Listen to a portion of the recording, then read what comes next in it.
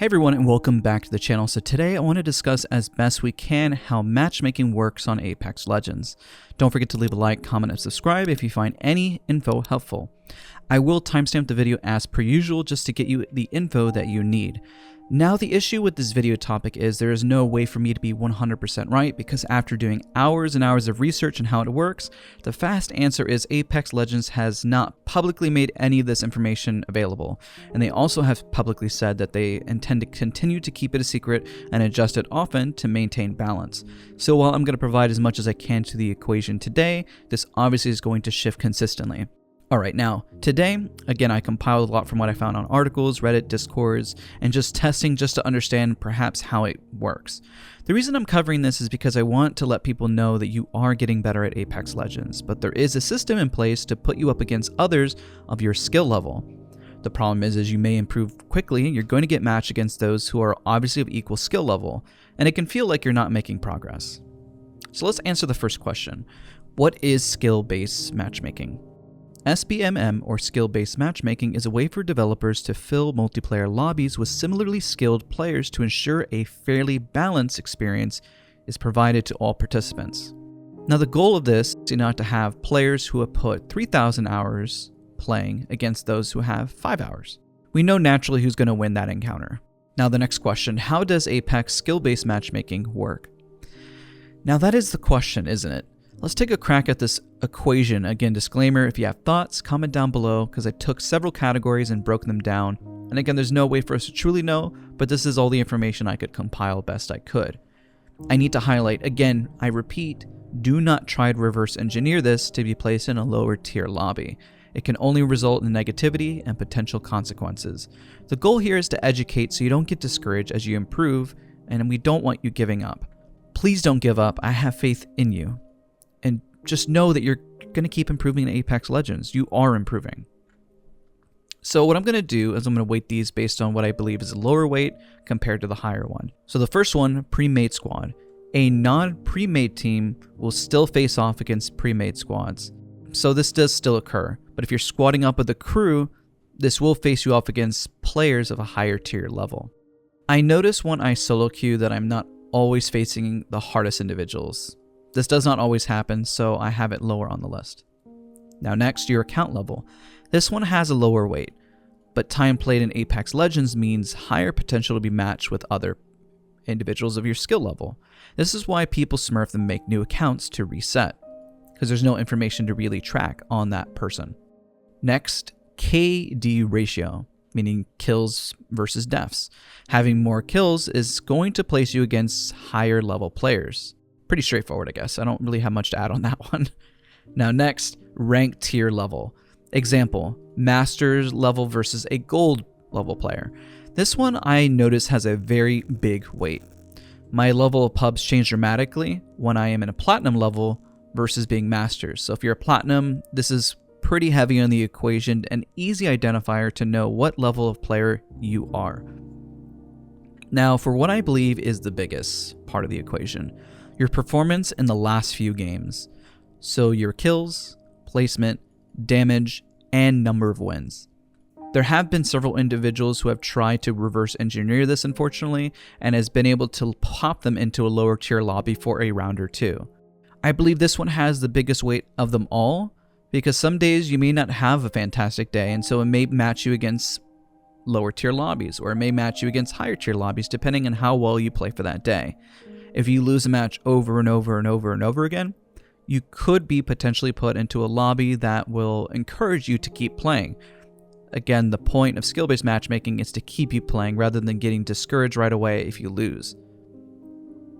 What individuals have found is once you go back to normal performance, you'll get boosted right back to what your prior SBMM rating was.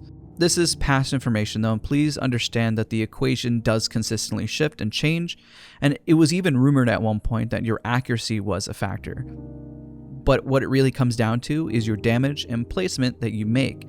If you get over 2,000 damage quickly, well, you're going to get ranked up quickly in the skill-based matchmaking rating. Let's say you rat and you don't do very much damage, but you get second place.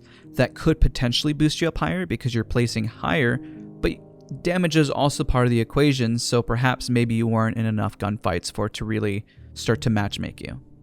Now, why matchmaking frustrates players? The issue is, and why this frustrates players, is there's a ton of skill out there, but not everyone wants to play as if there's money on the line or sweating every moment while you're gaming.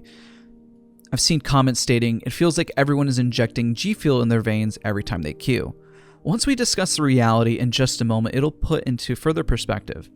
You see, the majority don't feel skill-based matchmaking, but those who are watching these videos, who are taking the game more seriously, looking to improve, will start to notice it as you get better, because the casual audience is faced off against players who don't play as much.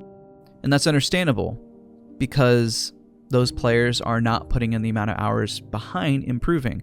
But for everyone else who's constantly improving in the game, sometimes you just want to vibe out and chill. Just want to relax. You want to play a video game and not want to play something that requires every bit of focus and taken too seriously. So that segues us to the final topic here, the reality of skill-based matchmaking. I'm going to call it the 1%. As mentioned, let's discuss a breakdown of players affected most and how it can make the community feel much smaller as you improve. This is a downside of skill-based matchmaking because you can only face off against a certain number of individuals and you may see repeated names, and it could make the community feel smaller than what it actually really is. Let's talk about some prior statistics on ranked. And the reason I'm using ranked statistics is because, as we mentioned before, this can definitely be an identifier in what category you're placed in terms of skill-based matchmaking or matchmaking on Apex Legends.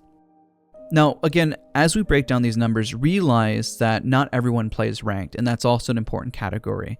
But for these categories, bronze is at 16.35%, silver 23.86%, gold 32.09%, platinum 23.13%, diamond 4.37%, masters 0.1%, apex predator 0.1%. Now realize how much of the minority diamond, masters, and apex predators are overall. The issue is that most don't feel skill-based matchmaking because it technically is working as intended. If you think of pro players, content creators with countless hours, or up-and-coming names just really grinding out the game to really improve and make a name, let's do the quick math on that. Disclaimer, there are naturally way less that play ranked again because we know Apex Predator again at the moment is 750. I just want to remind everyone, I have to remind myself.